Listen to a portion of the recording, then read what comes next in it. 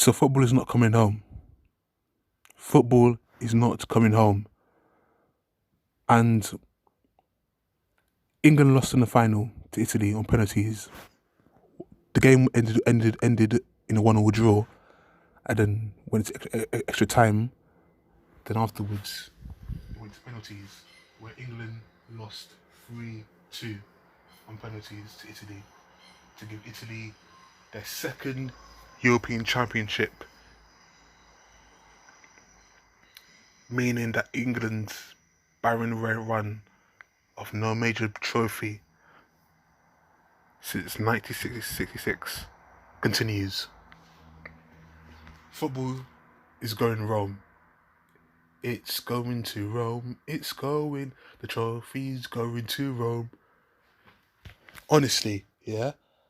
In a way, I'm kind of happy that's the case. I'm kind of happy that Italy won. I'm actually happy in a way because honestly, like, England just didn't deserve to win the game. They were so passive, so weak. Even though they'd taken the lead at the time before Italy equalised. Throughout the game, for the most part, they were weak. They were second fiddle. And it's like, honestly, the game was screaming for a change. Take off Mount and bring in Jack Grealish or bring on Sancho. Southgate, honestly, it's like, this is why I never trusted him. I always knew that he was going to do something stupid, do something silly, or just not act on something that he would, or just not act on something when he should. I just knew. And it was in his final. I mean, honestly, what was he thinking? The time he brings Jack Grealish on, the game is pretty much done and dusted. No chance for a winner because he only brings him on at what, extra time? And then he brings on Rashford and Sancho. Okay, Rashford I understand because obviously it was going to penalties. Sancho, I don't understand bringing him on at that time because when has Sancho ever been known for being a good penalty taker? He hasn't been known for that. But he brings him on, and honestly, it's just absolutely crazy. Like, what is he thinking? Southgate, that is. He lets a 19-year-old Bukayo Saka take the final penalty, which England needed to score to stay in the final, to stay in the match. They needed to score it. They had just been given a lifeline by Jordan Pickford, saving his Italy's last penalty against Jorginho. Saving his second penalty,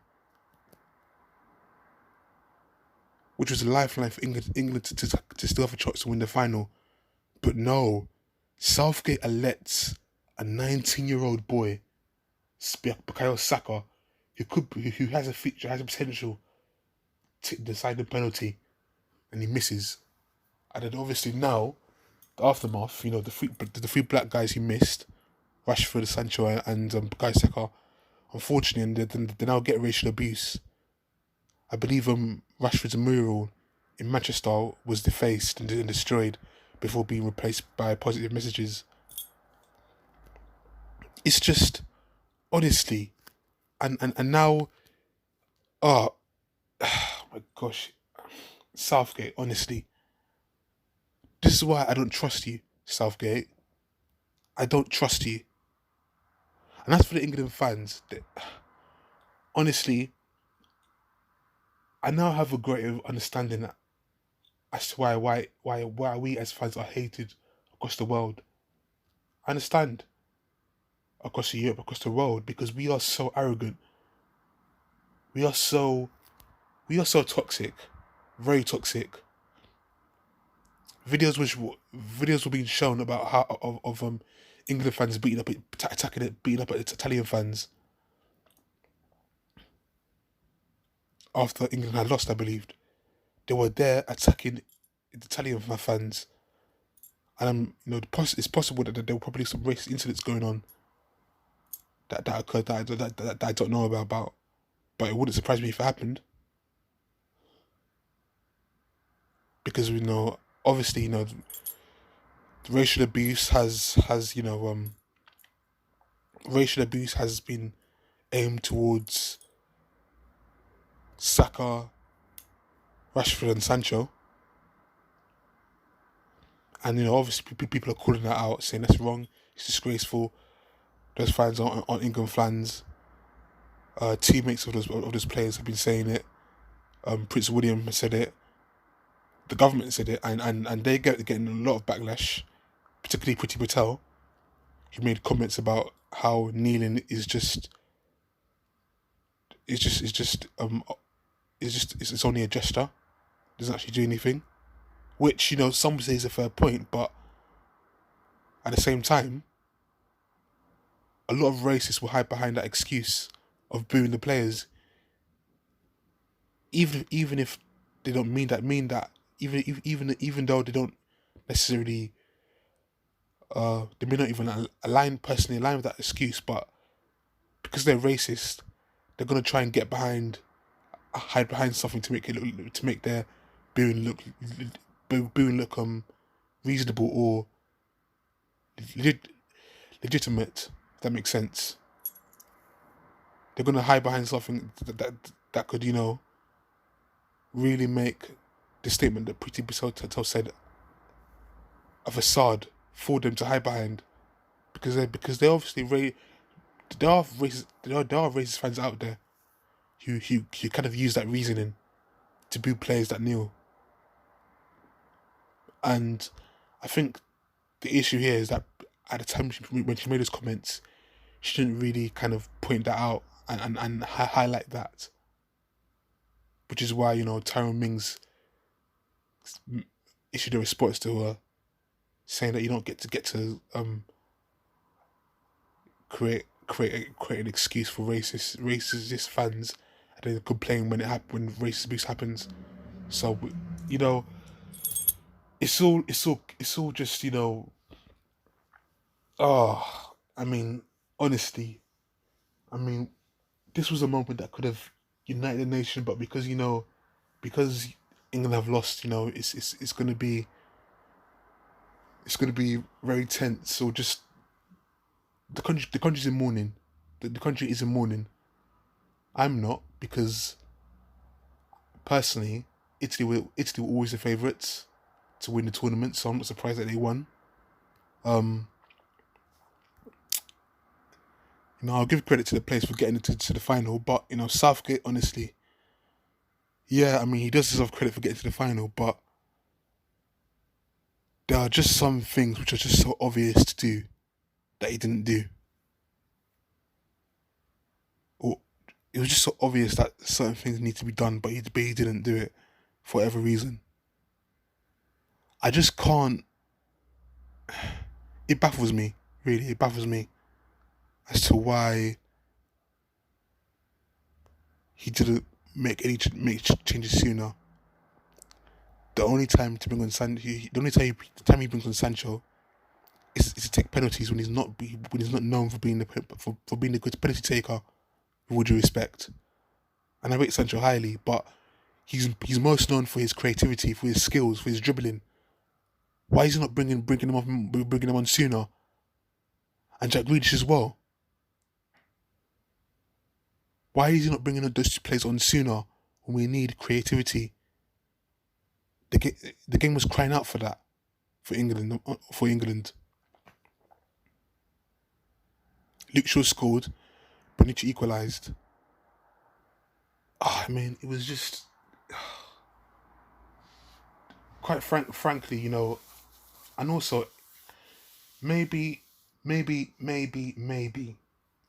it's kind of, you could say that it was poetic justice that England didn't win, because you could argue that Sterling dived against Denmark for the winning goal in the semi-final.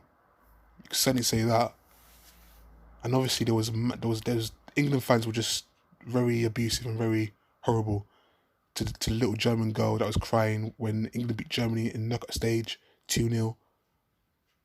And then during the semi final, I think England fan was pointing a laser at Kasper Schmeichel. So pretty much the rest of the world was rooting against England, and as they should, because we are very horrible. We are toxic, very toxic. It's just, honestly,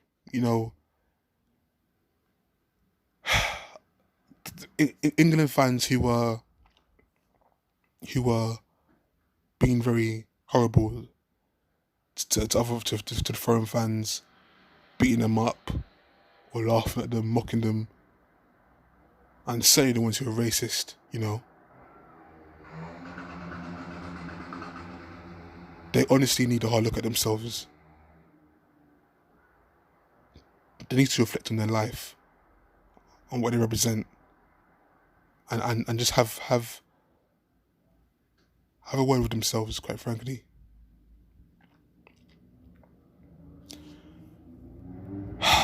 And that's for Southgate. Personally, I think we need a better manager than him. He's not the man, never will be. And the fact that he didn't, his game management in the final proves it. It proves it, especially in the penalty shootout, letting a 19-year-old take the deciding penalty. A 19-year-old in his first tournament in Bukayo Saka, taking the ultimate deciding penalty, which he missed, which lost England the final. Wow, nice one, Southgate. Blame you for that. And I think Grealish made it clear that he wanted to take the penalty because there was a lot of criticism towards players like Sterling and Grealish and Luke Shaw for not being the senior players to kind of take the deciding penalties. Grealish went on Twitter to kind of address that fact and said, "I wanted to take a penalty, but Gareth Southgate said no, that Sancho, Rashford, and Sterling will take the penalties, that they will take it." So he's made it clear that he's not going to be called a coward or be called a guy who kind of shrinked from responsibility, which is fine on his end, and which is understandable because I'll feel the same way as well. If people are pushing the narrative out there that I cowered away from responsibility. So yeah, Jack Grealish has every right to respond on social media. I mean, where do we go from here? We'll see. It's going to be a whole lot of heartache, reflection. Yeah. Take care. God bless.